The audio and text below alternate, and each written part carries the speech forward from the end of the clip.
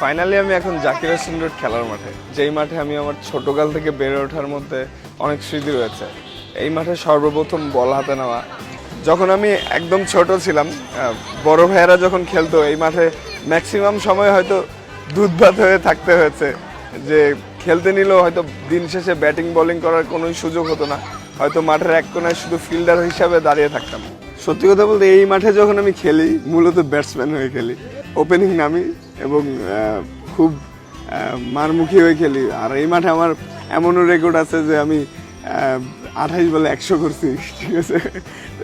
অনেক অন্যরকম। যখন আমরা আড্ডা দেই, দেখা যায় আড্ডার সময় বেলাল ভাইয়ের চায়ের দোকানে চা খাওয়া, তারপর ওখানে কামাল ভাইয়ের দোকানের চটপটি।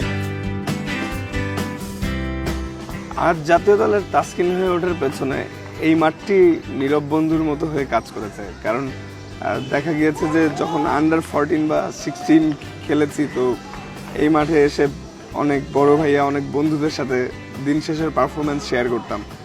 এই মাঠে আসলে অনেক স্মৃতি জড়িয়ে রয়েছে, আবার কখনো ভোলার মতো না। সামনেও এই মাঠে হয়তো যদি আমি না আসি, হয়তো আমার কোনো একটা কিছু মিসিং মনে হবে সবসময়।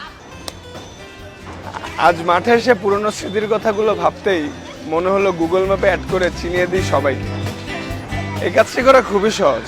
uploadbangladesh.com এ গিয়ে ফর্ম পূরণ করে সাবমিট করলেই আপনিও হয়ে যেতে পারেন ম্যাপার। তাই আমিও আজ ক্রিকেটারের পাশাপাশি হয়ে গেলাম ম্যাপার।